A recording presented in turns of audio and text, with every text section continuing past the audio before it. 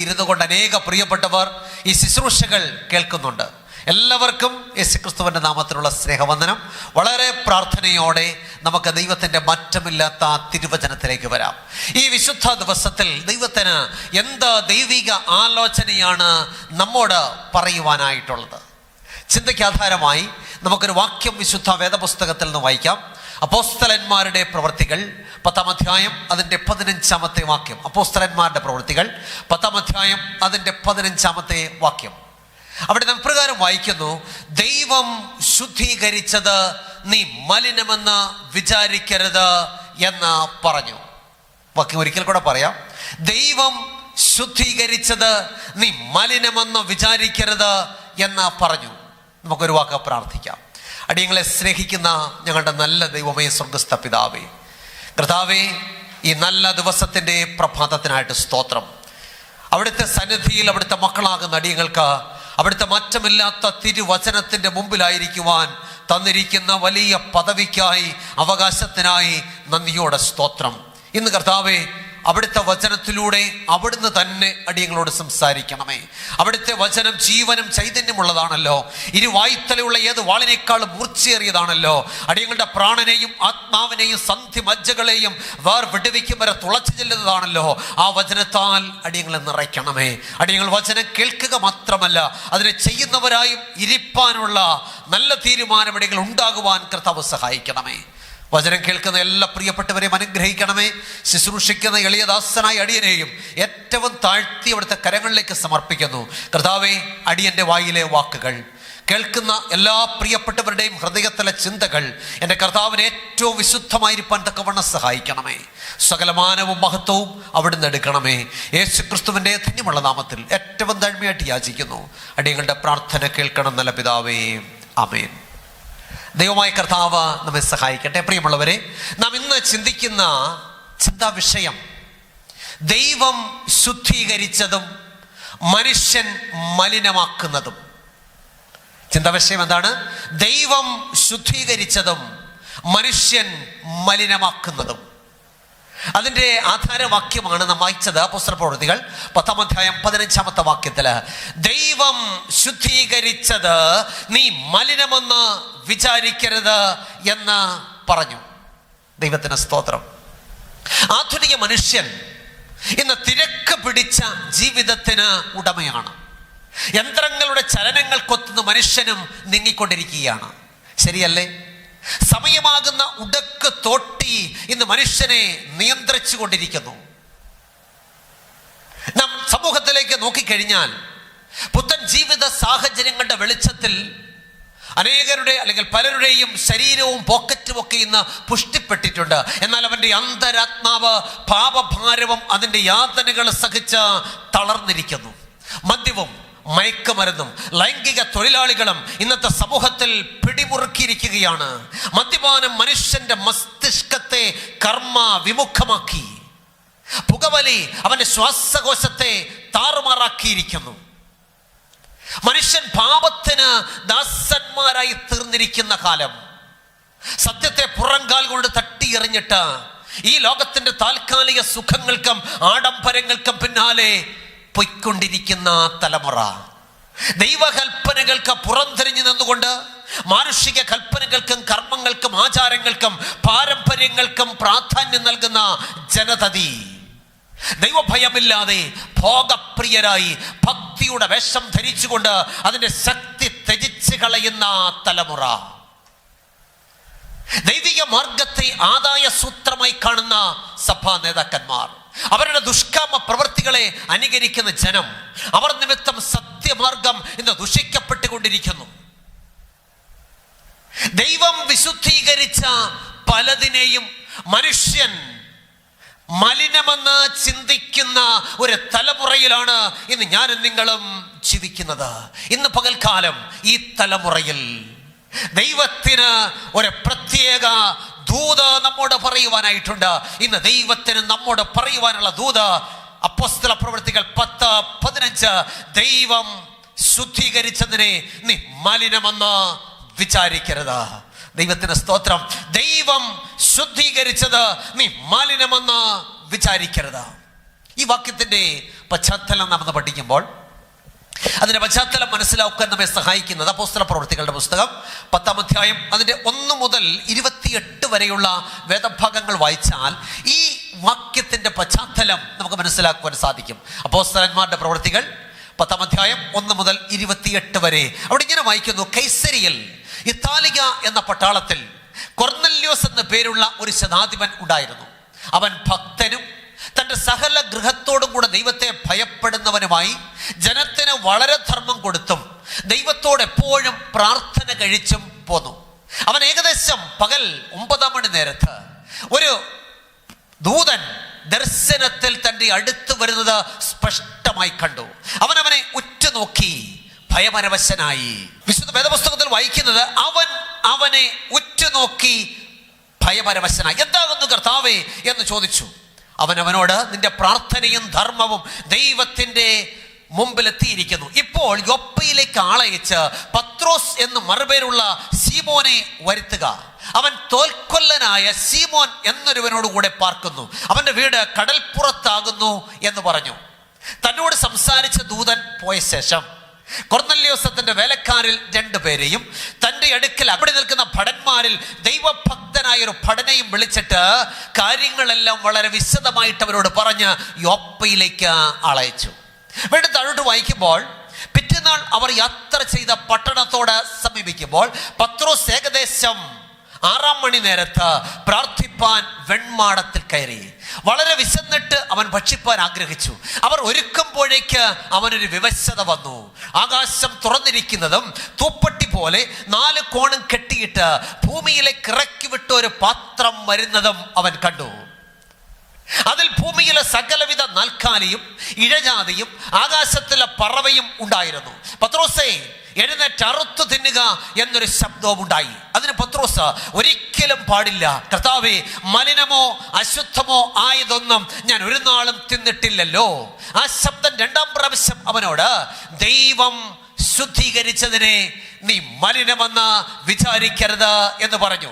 ഇങ്ങനെ 3 പ്രാവശ്യം ഉണ്ടായി. ഉടനെ പാത്രം തിരികെ ആകാശത്തിലേക്ക് വലിച്ചെടുത്തു.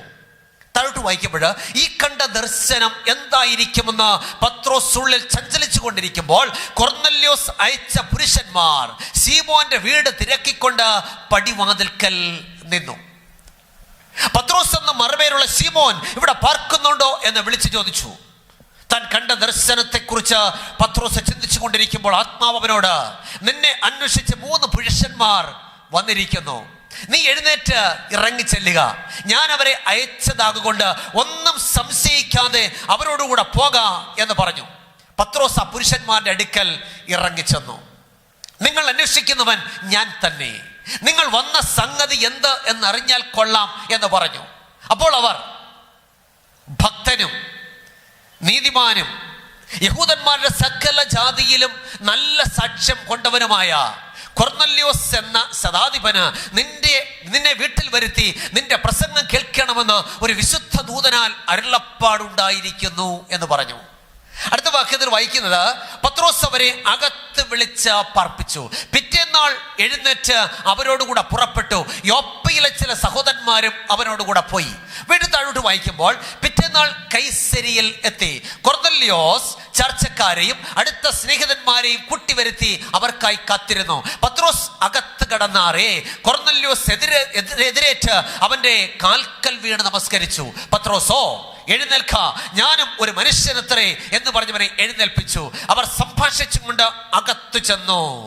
ദൈവത്തിന് സ്തോത്രം. അനേകർ വന്നുകൂടിയിരിക്കുന്നത് കണ്ട് അവനോട്, അന്യജാതിക്കാരന്റെ അടുക്കൽ ചെല്ലുന്നതും അവനുമായി പെരുമാറ്റം ചെയ്യുന്നതും യഹൂദന് നിഷിദ്ധമെന്ന് നിങ്ങൾ അറിയുന്നുവല്ലോ. എങ്കിലും ഒരു മനുഷ്യനെയും മലിനനോ അശുദ്ധനോ എന്ന് പറയരുതെന്ന് ദൈവം എനിക്ക് കാണിച്ചു തന്നിരിക്കുന്നു. ദൈവത്തിന് സ്തോത്രം. അപ്പൊ പ്രിയമുള്ളവരെ, നാം അപ്പോസ്തലന്മാരുടെ പ്രവൃത്തികൾ 10-ാം അധ്യായം 1 മുതൽ 28 വരെയുള്ള ഈ വാക്യങ്ങൾ വായിക്കുമ്പോൾ ഇവിടെ അപ്പോസ്തലനായ പത്രോസിന് ദൈവം ഒരു വലിയ ദർശനം കൊടുക്കുകയാണ്. എന്തുകൊണ്ടാണ് ദൈവം ഇപ്രകാരം ഒരു ദർശനം പത്രോസിന് നൽകിയത്? അതിന്റെ കാരണം, യഹൂദനായ പത്രോസിനെ കൊർന്നല്യോസ് എന്ന ജാതികന്റെ ഭവനത്തിലേക്ക് അയക്കണമെങ്കിൽ ഇപ്രകാരം ഒരു ദർശനം ആവശ്യമായിരുന്നു. കാരണം യഹൂദന്മാർക്ക് ജാതികളോടുള്ള സമീപനം അപ്രകാരമുള്ളതായിരുന്നു. നമുക്കറിയാം, ദൈവം തന്റെ ജനമായ ഇസ്രായേലിനെ അഥവാ യഹൂദ ജാതിയെ വിളിച്ച് വേർതിരിച്ചു. എന്തിനു വേണ്ടിയിട്ടാ ദൈവം തന്റെ ജനത്തെ വിളിച്ച് വേർതിരിച്ചത്? ലോകമെമ്പാടുമുള്ള സകല ജാതിയോടും കർത്താവായ യേശുക്രിസ്തു എന്ന വാഗ്ദത്ത മസിഹയെ കുറിച്ചുള്ള സുവിശേഷം അറിയിക്കുവാനും ഈ മസിഹയിൽ കൂടെയുള്ള രക്ഷയിലേക്ക് ജനത്തെ നടത്തുവാനും വേണ്ടിയിട്ടാണ് ദൈവം തന്റെ ജനമായ യഹൂദ ജാതിയെ അല്ലെങ്കിൽ ഇസ്രായേൽ ജനത്തെ വിളിച്ച് വേർതിരിച്ചത്. അതായത് ലോകമെമ്പാടുമുള്ള സകല ജാതികൾക്കും വെളിച്ചമായിരിക്കാൻ വേണ്ടിയിട്ടാണ് ദൈവം തന്റെ ജനത്തെ വിളിച്ചത്.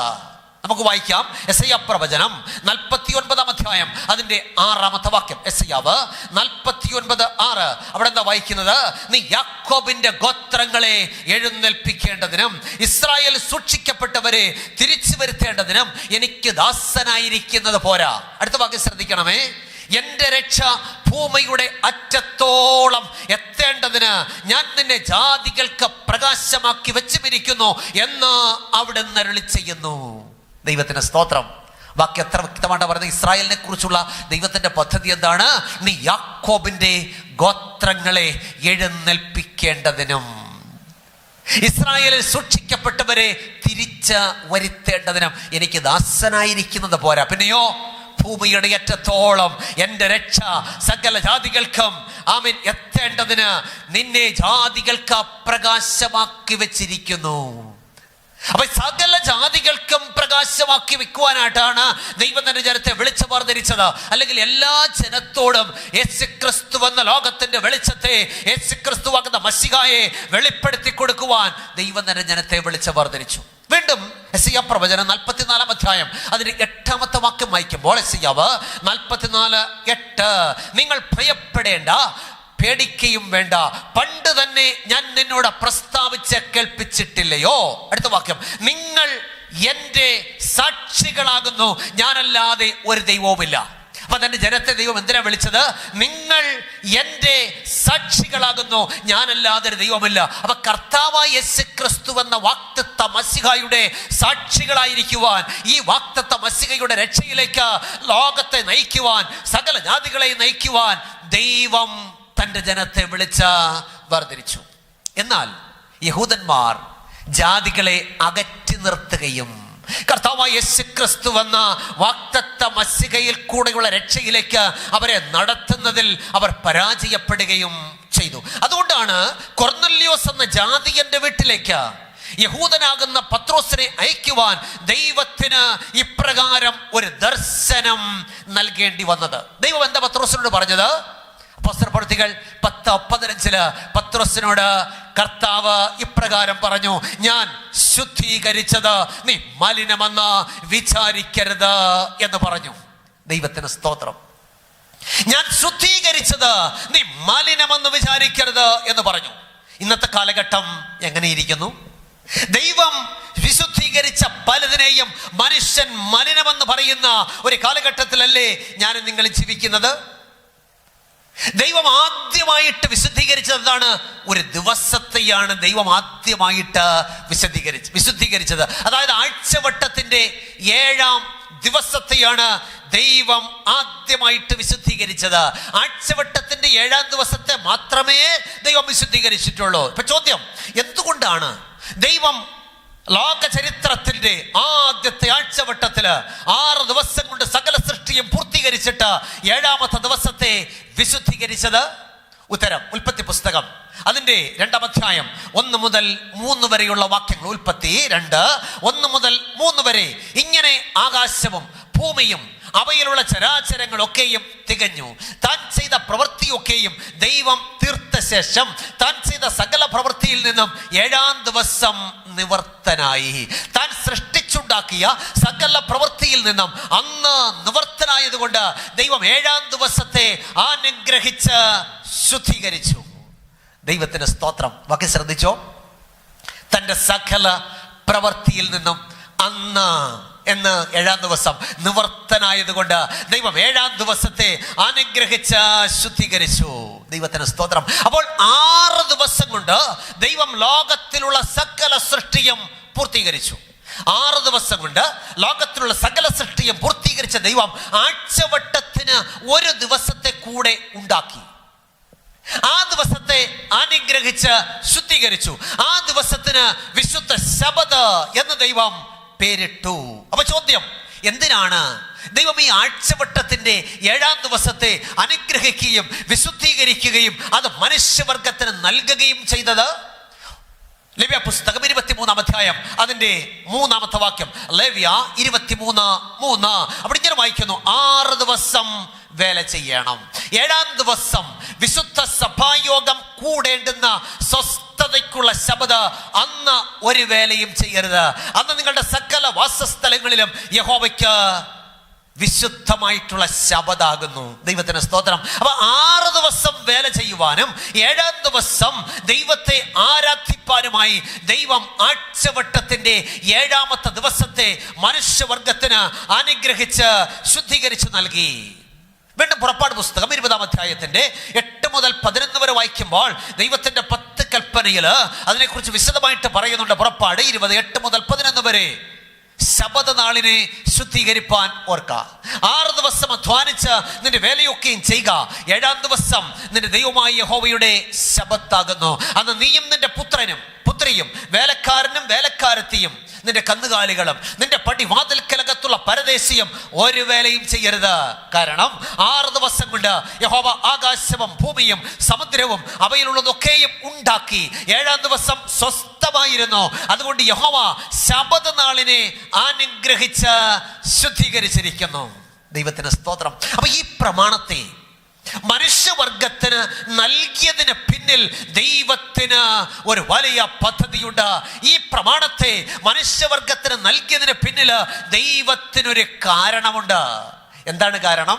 ആവർത്തന പുസ്തകം അതിന്റെ 5-ാം അധ്യായം 15-ാമത്തെ വാക്യം. ആവർത്തനം 5:15 അവിടെ ഇങ്ങനെ വായിക്കുന്നു: നീ മിസ്രയീം ദേശത്ത് അടിമയായിരുന്നു എന്നും അവിടെ നിന്ന് നിന്റെ ദൈവമായ യഹോവ നിന്നെ ബലമുള്ള കൈകൊണ്ടും നീട്ടിയ ഭുജം കൊണ്ടും പുറപ്പെടുവിച്ചു എന്നും ഓർക്ക. അതുകൊണ്ട് ശബത്ത് നാൾ ആചരിപ്പാൻ നിന്റെ ദൈവമായ യഹോവ നിന്നോട് കൽപ്പിച്ചു. ദൈവത്തിന് സ്തോത്രം. ബാക്കി ശ്രദ്ധിച്ചോ. നീ മിസ്രയീം ദേശത്ത് അടിമയായിരുന്നു എന്നും അവിടെ നിന്നും നിന്റെ ദൈവമായ യഹോവ നിന്നെ ബലമുള്ള കൈകൊണ്ടും നീട്ടിയ ഭുജം കൊണ്ടും പുറപ്പെടുവിച്ചു എന്നും ഓർക്ക. അതുകൊണ്ട് ശബത്ത് നാൾ ആചരിപ്പാൻ നിന്റെ ദൈവമായ യഹോവ നിന്നോട് കൽപ്പിച്ചു. അപ്പൊ 2 പ്രധാനപ്പെട്ട കാരണങ്ങൾ ഈ പ്രമാണത്തിന് പിന്നിൽ നമുക്ക് കാണുവാനായിട്ട് സാധിക്കും. എന്ത് കാരണങ്ങളാണ്? 1-ാമത്തെ കാരണം, ദൈവമാണ് ഈ അഖിലാണ്ടത്തിന്റെ സൃഷ്ടിതാവെന്ന് ആമേൻ ഈ കൽപ്പന നമ്മെ പഠിപ്പിക്കുന്നു. 4-ാമത്തെ കൽപ്പനയിൽ വായിക്കുന്നത് 6 ദിവസം കൊണ്ട് യഹോവ ആകാശവും ഭൂമിയും സമുദ്രവും അവയിലുള്ളതൊക്കെയും ഉണ്ടാക്കി എന്ന് പറഞ്ഞാൽ ദൈവമാണ് സകലത്തിന്റെയും സൃഷ്ടിതാവെന്ന പരമാർത്ഥം നമ്മെ മനസ്സിലാക്കിക്കുന്ന പ്രമാണമാണ് ദൈവത്തിന്റെ 4-ാമത്തെ പ്രമാണം. വീണ്ടും 2-ാമത്തെ കാരണം, ദൈവം നമ്മെ തനിക്കായി വേർതിരിച്ചിരിക്കുന്നു എന്നും നാം ദൈവത്തെ ആരാധിക്കണമെന്നും ഈ പ്രമാണം നമ്മെ പഠിപ്പിക്കുന്നു. നാം ആവർത്തനം 5:15 വായിച്ചല്ലോ: നീ മിസ്രയീം ദേശത്ത് അടിമയായിരുന്നു എന്നും അവിടെ നിന്ന് നിന്റെ ദൈവമായ യഹോവ നിന്നെ ബലമുള്ള കൈകൊണ്ടും നീട്ടിയ ഭുജം കൊണ്ടും പുറപ്പെടുവിച്ചു എന്നും ഓർക്ക. അതുകൊണ്ട് ശബത്ത് നാൾ ആചരിപ്പാൻ നിന്റെ ദൈവമായ യഹോവ നിന്നോട് കൽപ്പിച്ചു. ദൈവത്തിന് സ്തോത്രം. അപ്പൊ ദൈവത്തിന് ഈ പ്രമാണം നൽകിയതിന് പിന്നിൽ 2 കാരണങ്ങളാണ്. നാം നമ്മുടെ സൃഷ്ടിതാവായ ദൈവത്തെ തിരിച്ചറിഞ്ഞ് ആ സൃഷ്ടിതാവായ ദൈവം തന്നിരിക്കുന്ന വിശുദ്ധ ദിവസത്തിൽ ആരാധിക്കുന്നതിന് വേണ്ടിയിട്ടാണ് ദൈവം ഈ 7-ാം ദിവസത്തെ ശുദ്ധീകരിച്ച് നമുക്ക് തന്നത്. ദൈവത്തിന് സ്തോത്രം. അപ്പൊ ദൈവം തന്നിരിക്കുന്ന, എന്നാൽ ശ്രദ്ധിക്കണം, എന്നാൽ ഇന്നത്തെ തലമുറ എങ്ങനെ ഇരിക്കുന്നു? ദൈവം തന്നിരിക്കുന്ന ആഴ്ചവട്ടത്തിന്റെ 7-ാം ദിവസമാകുന്ന ശനിയാഴ്ചയാകുന്ന വിശുദ്ധ ശബത്തിനെ മാറ്റിയിട്ട് ആഴ്ചവട്ടത്തിന്റെ 1-ാം ദിവസമാകുന്ന ഞായറാഴ്ച ആരാധിക്കുന്നവരായി ബഹുഭൂരിപക്ഷവും ഇന്ന് മാറിയിരിക്കുന്നു. ശരിയല്ലേ? എത്തരക്കാരോട് ദൈവം തന്നിരിക്കുന്ന ആഴ്ചവട്ടത്തിന്റെ 7-ാം ദിവസമാകുന്ന ശനിയാഴ്ചയായ വിശുദ്ധ ദിവസത്തിൽ ദൈവത്തെ ആരാധിക്കാതെ അതിന് പകരം ആഴ്ചവട്ടത്തിന്റെ 1-ാം ദിവസമാകുന്ന ഞായറാഴ്ച ആരാധിക്കുന്നവരോട് ദൈവത്തിന്റെ പരിശുദ്ധാത്മാവിന് ഇന്ന് പകൽക്കാലം ശക്തമായ ഒരു ദൂത് പറയാനുണ്ട്. അപ്പോസ്തല പ്രവൃത്തികൾ 10:15 അവിടെ ഇങ്ങനെ വായിക്കുന്നു, ദൈവം ശുദ്ധീകരിച്ചതിനെ നീ മാലിന്യമെന്ന് വിചാരിക്കരുത്. ദൈവത്തിന് സ്തോത്രം. ദൈവം ശുദ്ധീകരിച്ചതിനെ നീ മാലിന്യമെന്ന് വിചാരിക്കരുത്. ഇന്ന് ദൈവം ശുദ്ധീകരിച്ചതിനെ മലിനമെന്നും ശാപമെന്നും ആക്ഷേപിക്കുന്ന മൂഢന്മാർ വർദ്ധിച്ചു വരുന്ന ലോകത്തിലാണ് ഞാനും നിങ്ങൾ ജീവിക്കുന്നത്. പലരും സത്യം തിരിച്ചറിഞ്ഞിട്ടും പഴയ അവരുടെ സ്റ്റാറ്റസും ഭൗതിക നന്മകളും ഒക്കെ നോക്കിയിട്ട് ഇന്നും പഴയ താവളങ്ങളിൽ തന്നെ അടിഞ്ഞു കൂടിക്കിടക്കുകയാണ്. ശരിയല്ല ഞാൻ പറഞ്ഞത്? പലർക്കും സത്യം അറിയാം, എന്നാൽ പാസ്റ്റർ ഞങ്ങളുടെ സ്റ്റാറ്റസ്, ഞങ്ങളുടെ ബന്ധുക്കള്, ഇതൊന്നും നിന്നെ നിത്യതയിലേക്ക് നയിക്കത്തില്ല സഹോദര. ഇന്ന് നീ പഴയ താവളത്തിൽ അടിഞ്ഞുകൂടെ കിടക്കുകയല്ലേ. ഇത്തരുണത്തിൽ ഞാൻ വായിച്ച ഒരു കഥ ഓർത്തു പോവുകയാണ്. ഇന്ത്യ പാക് യുദ്ധം നടക്കുന്ന സമയം പട്ടാള സേവനം മടുത്ത ഒരു പാക് പട്ടാളക്കാരൻ തിരിച്ച് വീട്ടിലേക്ക് പോകാൻ തീരുമാനിച്ചു. പക്ഷെ യുദ്ധകാലമായതിനാൽ അനുവാദം കിട്ടിയിട്ട് പോകാൻ സാധ്യമല്ല. അപ്പോൾ ആരോ ഒരാൾ അദ്ദേഹത്തോട് പറഞ്ഞു, കാഴ്ചശക്തിക്ക് കാര്യമായ തകരാറ് ഉണ്ടെന്ന് തെളിഞ്ഞാൽ ജോലി മതിയാക്കി പോകാം. അങ്ങനെ ഈ പട്ടാളക്കാരൻ ഒരു നേത്ര ഡോക്ടറെ സമീപിച്ച് തനിക്ക് അന്ധതയാണെന്നുള്ള സർട്ടിഫിക്കറ്റ് വാങ്ങിക്കാൻ തീരുമാനിച്ചു. അദ്ദേഹം ഒരു നേത്ര ഡോക്ടറെ അടുക്കൽ ചെന്നു. ഡോക്ടർ അദ്ദേഹത്തെ ഒരു കസേരയിൽ ഇരുത്തിയിട്ട് ഒരു 10 അടി അകലത്തിൽ വെച്ചിട്ടുള്ള ബോർഡിൽ ഉള്ള അക്ഷരങ്ങൾ വായിക്കുവാൻ ആവശ്യപ്പെട്ടു. അപ്പോൾ പട്ടാളക്കാരൻ ചോദിക്കുകയാണ്, ഏത് ബോർഡ്, എവിടെ? അപ്പൊ അക്ഷരങ്ങൾ പോയിട്ട് ബോർഡ് പോലും കാണാൻ കഴിയാത്ത ഇയാളെ തുടർന്ന് പരിശോധിച്ചിട്ട് കാര്യമില്ല എന്ന് മനസ്സിലാക്കിയ ഡോക്ടർ അദ്ദേഹത്തിന് പൂർണ്ണ അന്ധതയ്ക്കുള്ള സർട്ടിഫിക്കറ്റ് കൊടുത്തു. പട്ടാളക്കാരന് വലിയ സന്തോഷമായി. അദ്ദേഹം തന്റെ ലഗേജും ഒക്കെ എടുത്ത് തിരിച്ച് നാട്ടിലേക്ക് പോകുവാനായിട്ട് റെയിൽവേ സ്റ്റേഷനിലെത്തി. അദ്ദേഹത്തിന് സന്തോഷം അതിരറ്റതായിരുന്നു. അതുകൊണ്ട് അദ്ദേഹം ആ ദിവസം ഒന്ന് ആഘോഷിക്കാൻ തീരുമാനിച്ചു. അദ്ദേഹം നോക്കിയപ്പോൾ ട്രെയിൻ ആണെങ്കിൽ വളരെ വൈകി എത്തത്തുള്ളൂ. ഇന്ന് പുതിയൊരു സിനിമ ഇറങ്ങിയിട്ടുണ്ട്, അങ്ങനെയാണെങ്കിൽ ഈ സിനിമ ഒന്ന് കണ്ടുകളയാം എന്ന് വിചാരിച്ച് അദ്ദേഹം ടിക്കറ്റ് എടുത്ത് സിനിമാ തിയേറ്ററിൽ കയറി. തൻ്റെ ഇരിപ്പിടത്തിനടുത്തേക്ക് നീങ്ങുമ്പോഴാണ് ഒരു കാഴ്ച കണ്ടത്. തനിക്ക് പൂർണ്ണ അന്ധതയ്ക്കുള്ള സർട്ടിഫിക്കറ്റ് തന്ന ഡോക്ടർ സിനിമ കാണാനിരിക്കുന്നു. പെട്ടെന്ന് ഈ പട്ടാളക്കാരൻ ഈ ഡോക്ടറെ കയ്യിൽ കയറി പിടിച്ചു. സാറേ, ഇതാണോ കറാച്ചിക്കുള്ള ട്രെയിൻ? ഡോക്ടർ ഞെട്ടിപ്പോയി. അദ്ദേഹം നോക്കിയപ്പോൾ താൻ പൂർണ്ണ അന്ധതയ്ക്കുള്ള സർട്ടിഫിക്കറ്റ് കൊടുത്ത മനുഷ്യനാണെന്ന് മനസ്സിലായി. അദ്ദേഹം പറഞ്ഞു, സഹോദര, ഇത് ട്രെയിനല്ല, ഇത് സിനിമാശാലയാണ്. ഞാൻ താങ്കളെ റെയിൽവേ സ്റ്റേഷനിൽ കൊണ്ടാക്കാമെന്ന് പറഞ്ഞ് ആ മനുഷ്യനെ കൈക്ക് പിടിച്ച് റെയിൽവേ സ്റ്റേഷനിൽ കൊണ്ടാക്കി. പ്രിയമുള്ളവരെ, ഞാനിത് പറഞ്ഞ എന്തിനാണെന്നറിയാമോ? ഇന്ന് പലരും, ഇന്നത്തെ ആത്മീയ ഗോളത്തിൽ പലരും ഈ പട്ടാളക്കാരനെ പോലെ കണ്ണ് പൊട്ടരായി അഭിനയിക്കുകയാണ്. ദൈവം തന്നിരിക്കുന്ന വിശുദ്ധ ദിവസം ആഴ്ചവട്ടത്തിന്റെ 7-ാം ദിവസമാകുന്ന ശനിയാഴ്ചയായ ശബദാണെന്നും ആ ദിവസത്തിലാണ് നാം ദൈവത്തെ ആരാധിക്കേണ്ടതെന്നും പലർക്കും ബോധ്യം വന്നിട്ടും ഇന്ന് പലരും കണ്ണുപൊട്ടരായി അഭിനയിക്കുകയാണ്. അത്തരക്കാരോട് ദൈവത്തിനൊരു കാര്യം പറയാനുണ്ട്. എന്താ? ദൈവം ശുദ്ധീകരിച്ചതിനെ നീ മാലിന്യമെന്ന് വിചാരിക്കരുത്. ദൈവത്തിന് സ്തോത്രം.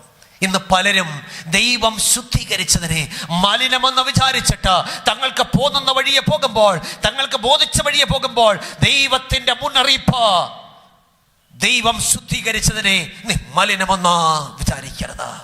ദൈവത്തിന് സ്തോത്രം. നാം വിശുദ്ധ വേദപുസ്തകം പഠിച്ചാൽ വിശുദ്ധ വേദപുസ്തകം വളരെ വ്യക്തമായിട്ട് നമ്മോട് പറയുന്ന ഒരു സന്ദേശമുണ്ട്. എന്താണ്? ഉൽപ്പത്തി പുസ്തകം അതിന്റെ 2-ാം അധ്യായം അതിന്റെ 3-ാമത്തെ വാക്യം, ദൈവം 7-ാം ദിവസത്തെ അനുഗ്രഹിച്ച് ശുദ്ധീകരിച്ചു. ഉൽപ്പത്തി 2:3 പറയുകയാണ്, ദൈവം 7-ാം ദിവസത്തെ അനുഗ്രഹിച്ച് ശുദ്ധീകരിച്ചു.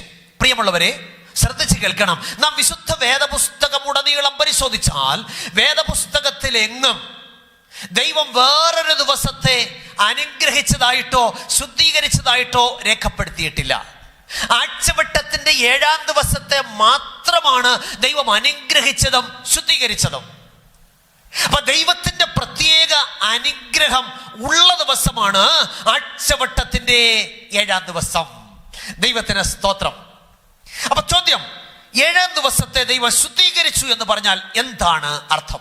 അപ്പൊ നമ്മളോട് വായിച്ചത് ഉൽപ്പത്തി 2:3 വായിച്ച ദൈവം 7-ാം ദിവസത്തെ അനുഗ്രഹിച്ച് ശുദ്ധീകരിച്ചു. എന്താണ് ഈ ശുദ്ധീകരിക്കുക എന്ന് പറഞ്ഞാൽ അതിന്റെ അർത്ഥം? Set it apart for holy purposes. എന്താ മനസ്സിലായി? Set it apart for holy purposes.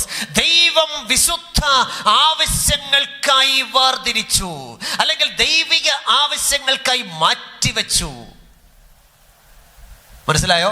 ആഴ്ചവട്ടത്തിന്റെ 7-ാം ദിവസത്തെ ദൈവം ശുദ്ധീകരിച്ചു എന്ന് പറഞ്ഞാൽ ആ ദിവസത്തെ വിശുദ്ധ ആവശ്യങ്ങൾക്കായി ദൈവം മാറ്റിവെച്ചു എന്നാണ് അതിന്റെ അർത്ഥം. അപ്പൊ നാം മനസ്സിലാക്കേണ്ടുന്ന ഒരു വലിയ പരമാർത്ഥമുണ്ട്. ഞാൻ ഈ പറയുന്ന വാചകം ശ്രദ്ധിക്കണം. ദൈവം വിശുദ്ധ ആവശ്യങ്ങൾക്കായി വേർതിരിച്ചു തന്നതിനെ നാം സാധാരണ കാര്യങ്ങൾക്ക് ഉപയോഗിക്കരുത്. ഞാൻ പറഞ്ഞ വാചകം ശ്രദ്ധിച്ചോ. ദൈവം വിശുദ്ധ ആവശ്യങ്ങൾക്കായി വേർതിരിച്ച് തന്നതിനെ നാം സാധാരണ കാര്യങ്ങൾക്കായിട്ട് ഉപയോഗിക്കരുത്. അങ്ങനെയെങ്കിൽ ചോദിക്കട്ടെ, വിശുദ്ധ ദിവസം വിവാഹത്തിനും ട്യൂഷനും ടൂറിനും ജോലിക്കും കച്ചവടത്തിനും വിനോദങ്ങൾക്കും